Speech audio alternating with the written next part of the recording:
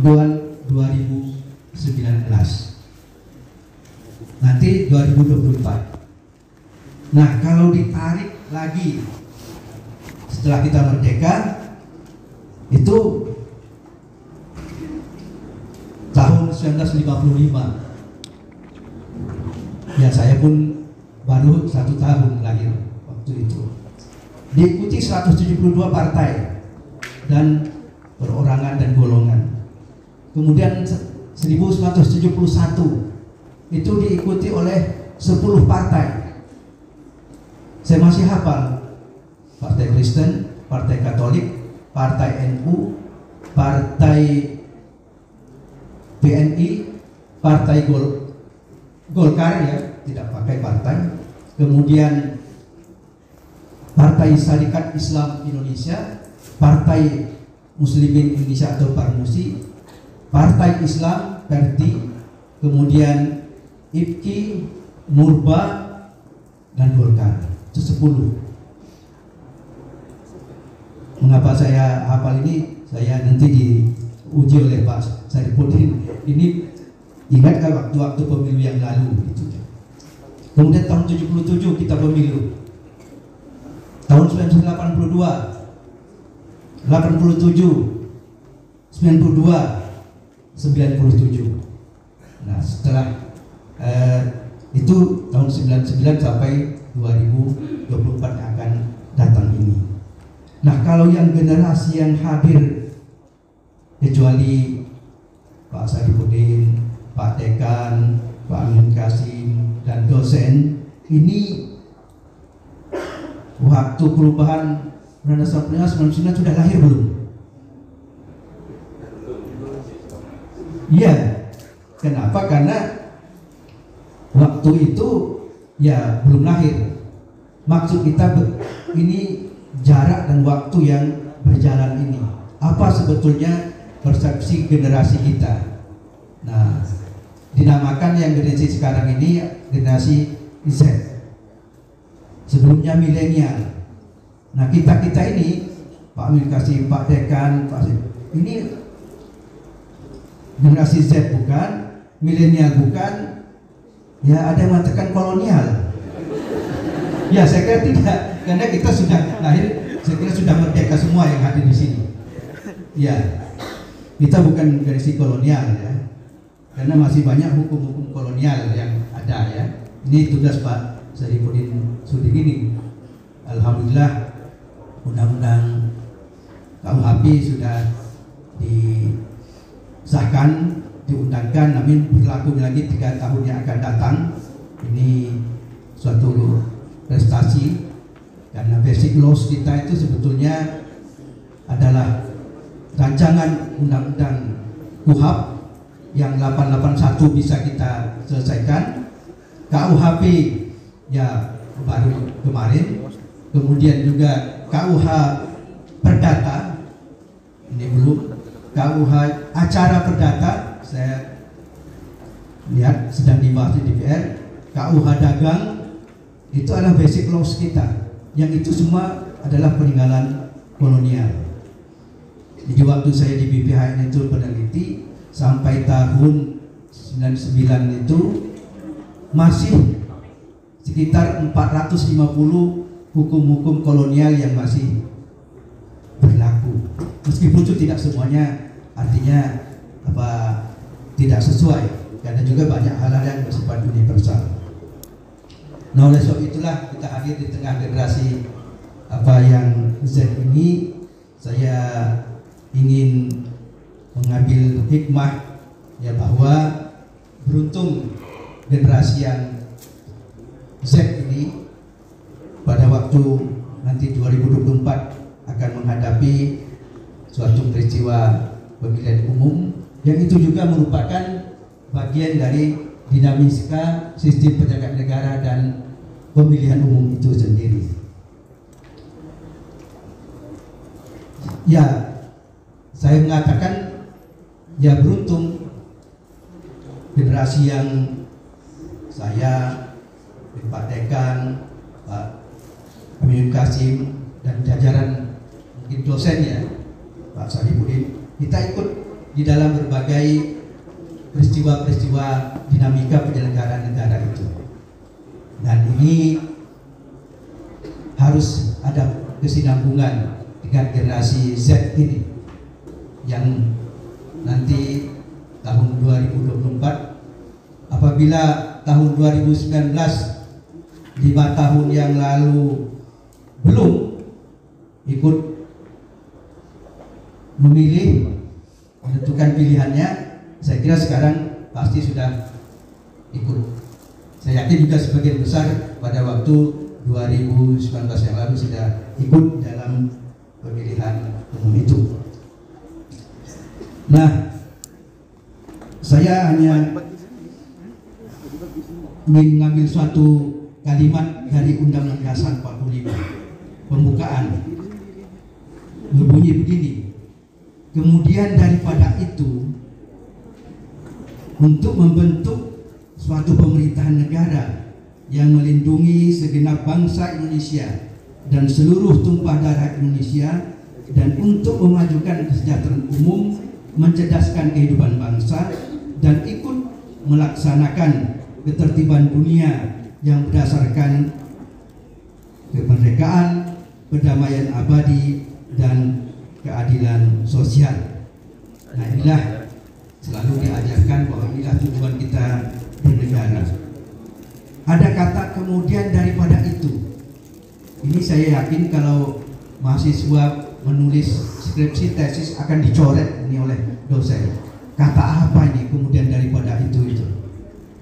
Karena ini istilah orang Banda, overcook, kue lama. Kemudian daripada itu, mungkin di bahasa orang-orang tua itu, atau terjemahan dari yang dari pesantren, dari amma ba'du, kemudian daripada itu. Tapi saya yakin kalau ditulis di skripsi dicoret oleh pembimbing. Coba dicari kata yang lain gitu ya. Tapi kalau ada yang masih membiarkan kata itu, saya kira itu juga suatu penghormatan terhadap bahasa yang lama itu. Jadi tujuan dari pemerintahan negara yang kita bentuk melalui pemilihan umum itu, pertama, melindungi segenap bangsa Indonesia dan seluruh tumpah darah Indonesia. Kedua, memajukan kesejahteraan umum. Ketiga, mencerdaskan kehidupan bangsa. Dan empat, ikut melaksanakan ketertiban dunia yang berdasarkan kemerdekaan, perdamaian abadi, dan keadilan sosial. Saya kira ini satu hal yang abadi. Oleh sebab itu, ketika perubahan Undang-Undang Dasar 45 tahun 99 dimulai, pembukaan itu tidak boleh diubah. Kalau pada penataan P4, saya kira masih ikut ini Pak Dekan, Pak Amirin, Pak Saifudin, yang lainnya tidak. Kita dulu lulus SD penataan P4, masuk SMP penataan P4, masuk SMA penataan P4, kuliah penataan P4, jadi pegawai penataan P4. Pedoman penghayatan dan pengamalan Pancasila. Penyegaran lagi, yang segar yang ditatar atau yang menatar. Kalau yang menatar kan dapat honor, yang ditatar ini sehingga P4 diartikan pergi pagi pulang petang. Ya, ditambah P7 penghasilan tetap pas-pasan. Nah, itu ya, ini yang tidak boleh diubah. Dulu Undang-Undang Dasar 45 boleh nggak diubah? Di debat-debat akhirnya dikatakan Undang-Undang Dasar 45 bisa diubah. Ayo kita ubah. Jangan. Nah, ini apa bedanya ya? Boleh diubah, ayo kita ubah. Jangan. Nah, baru tahun 99 reformasi itu Undang-Undang Dasar 45 diubah. 99, 2000, 2001, 2002. Tetapi pembukaan itu dinyatakan tidak diubah. Ya. Jadi kalau kita perlindungan terhadap bangsa selama ini dinyatakan kita melindungi keamanan pertahanan. Nah, kalau dilihat perspektif Undang-Undang Dasar 45, yang penting juga dilindungi hak-hak konstitusional warga negara yang dimiliki. Itu harus dilindungi. Jadi tidak hanya digambarkan melindungi tumpah darah itu kita menahan serangan infiltrasi dari negara atau kekuatan asing, tapi melindungi hak-hak konstitusional warga negara. Nah, hak-hak ini ada yang bersifat positif dan hak-hak yang bersifat negatif. Nah, yang positif jelas negara harus hadir. Sering dikatakan negara kok tidak hadir. Kemana negara melindungi hak-hak konstitusional warga negara? Nah, sementara yang negatif biasanya ini adalah terkait dengan hal-hal yang hak kebebasan menyatakan pendapat. Negara tidak perlu terlalu banyak ikut, tapi memberikan apresiasi, memberikan saluran dan perlindungan hak-hak yang demikian itu. Nah, inilah saya ingin menyatakan ya bahwa yang dilindungi itu tidak saja hak-hak fisik, tapi hak-hak konstitusional warga negara. Nah, yang kedua itu terkait untuk kesejahteraan. Nah, di kesejahteraan ini sering diartikan ya ini kemajuan ekonomi.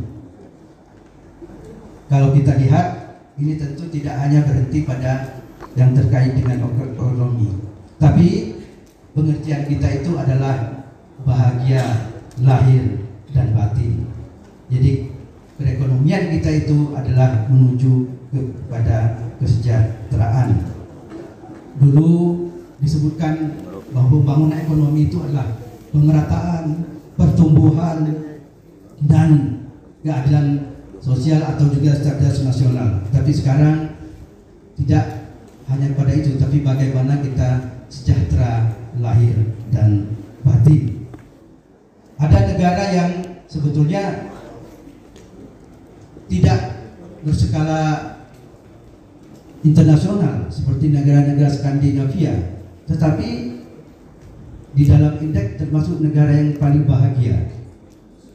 Nah, ini saya kira menjadi acuan kita juga bagaimana melihat suatu negara meskipun tidak maju dalam pasar global, tapi kemudian warganya hidup bahagia. Nah, hadirin yang saya muliakan, ada hal yang sorotan utama bahwa hak-hak positif dari negara terhadap warga negara, hak konstitusionalnya itu termasuk yang utama adalah sektor pendidikan. Nah, oleh sebab itulah di dalam Undang-Undang Dasar dikatakan negara memprioritaskan anggaran pendidikan sekurang-kurangnya 20% dari anggaran pendapatan dan belanja negara serta dari anggaran pendapatan dan belanja daerah untuk memenuhi kebutuhan penyelenggaraan pendidikan nasional. Waktu pembahasan Undang-Undang Dasar 45, ya saya posisinya pengetik ya, masih S3 itu teori-teori undang-undangan mengatakan di Undang-Undang Dasar itu tidak perlu ada angka, karena angka itu pada level peraturan undang-undangan di bawah Undang-Undang Dasar. Jadi menyebut 20% itu ya tidak ada katanya di teori-teori perundang-undangan. Tapi selalu dikatakan dicantumkan saja, belum tentu dilaksanakan, apalagi kalau tidak. Lamanya sejanji-janjinya begitu. Dengan begitu dibuatlah yang anggaran 20% ini. Tapi ada satu hal yang ingin saya kemukakan terkait dinamika ini nanti adalah kesinambungan dari pemahaman kita terhadap tujuan berbangsa yang kita sebutkan di dalam pembukaan Undang-Undang Dasar 1945 itu. Oleh sebab itulah kita mengapresiasi diskusi ini, seminar ini, terutama nanti karena pengalaman hadir di sini dari penyelenggara pemilu, dari KPU se-Sulawesi Tengah, Bawaslu se-Sulawesi Tengah, dan juga mungkin yang lain. Mahkamah Konstitusi kemarin sudah menjalankan bimbingan teknik, Pak Ibu Sudi. Sudah 24 partai itu, 18 partai nasional dan 6 partai lokal Aceh diadakan bimbingan teknik agar nanti pada waktu muara sengketa hasil itu ya pemahaman dari pemohon, pihak terkait itu lebih baik sehingga lancar. Nah, di Mahkamah Konstitusi kita sudah siapkan gugus tugas peraturan-peraturan MK untuk menghadapi pelaksanaan pemilu yang nanti pada akhir kalau dia terjadi sengketa hasilnya itu ke Mahkamah Konstitusi. Dan mulai Senin kemarin itu penyelenggara KPU. Saya tidak tahu apakah dari Sulawesi Tengah sudah menjadi peserta, dan itu cukup banyak waktunya. Agar apa? Kita siapkan. Selalu kita katakan kepada pemohon kemarin, kepada pihak partai, siap kalah dan siap menang. Siap nggak kalah? Oh enggak, Pak. Masa siap kalah? Kalau mau siap menang harus siap kalah. Kenapa? Karena oleh sebab itu pada waktu baik menjadi peserta atau calon atau apapun tim sukses itu haruslah sudah siap. Seluruh dokumen sejak awal dikumpulkan. Jangan ketika di TPS menang, kemudian kecamatan menang, kabupaten menang, pas di provinsi kalah baru mencari data-datanya, mencari teman-temannya. Ya, teman-temannya sudah sukses semua. Oleh sebab itu siap sejak awal. Nah, kita bimbingan teknik itu pengalaman kita 2019 ya, Pak Elis. Alhamdulillah yang memperlancar itu. Saya sudah ikut 2 kali sebagai hakim konstitusi 2014, 2019. Perkaranya lebih dari 600. Ya, Pak Sudi mengatakan diperiksa nggak itu? Karena saksinya bukti-buktinya kontainer, tapi bukti-bukti yang diajukan itu bukan bukti, kumpulan macam-macam saja. Ada gambar, ada foto, ada apa dan sebagainya. Nah, oleh sebab itulah kami menyambut gembira diskusi hari ini dan berharap bahwa patokan-patokan kita dalam tujuan bernegara kita pegang teguh. Berapa kali pun kita pemilu dimaksudkan adalah kehidupan yang lebih baik, dan patokan tujuan bernegara yang kita sebutkan dalam pembukaan Undang-Undang 45 itu insya Allah tetap menjadi acuan tujuan yang tidak boleh kita abaikan. Itulah sekedar untuk membumbui saja ya, karena yang hadir pasti nanti narasumbernya, dan kemudian juga para adik-adik mahasiswa memberikan pandangan kritis ya, mungkin akan menjadi saksi nanti, saksi-saksi di TPS. Aktiflah, karena waktu itu bertanya, kami mahasiswa jadi apa? Ya, pengamat, bisa menganalisis nantinya dan ikut menjadi saksi. Karena apa? Karena begitu sidang perkara di MK itu digelar, ingat saya 2014, 2019, cover majalah media nasional mengatakan adu bukti di MK. Tahun 19 juga adu bukti di MK. Salah satu bukti itu ya alat pembuktian saksi-saksi, kemudian surat dan berkas-berkas dokumen. Nah, oleh sebab itulah nanti kita berharap pada adik-adik terlibat di dalam hal itu. Demikian yang dapat kami sampaikan. Mudah-mudahan semua ini membawa manfaat dan bagian dari amal bakti, amal jariah kita kepada bangsa dan negara. Atas hal lainnya, kami dari Mahkamah Konstitusi selalu membuka kerjasama dan terus dibina hubungan antar dunia akademik dan stakeholder lainnya di dalam pelaksanaan kehidupan kita yang lebih demokratis, dan apapun yang diberikan kepada kita tentu sangat bermanfaat. Banyak fasilitas yang diberikan MK di seluruh das negeri yang tadinya video conference ya, tapi sudah banyak yang harus diperbaharui karena ya sudah cukup lama. Tapi selalu kerjasama kepada teman-teman mahasiswa. Bu Elis, di teman Fakultas Hukum banyak yang magang belum dari sini? Belum ya. Itu tersedia terbuka magang, karena setiap bulan itu begitu selesai magang mereka cari hakim untuk berfoto.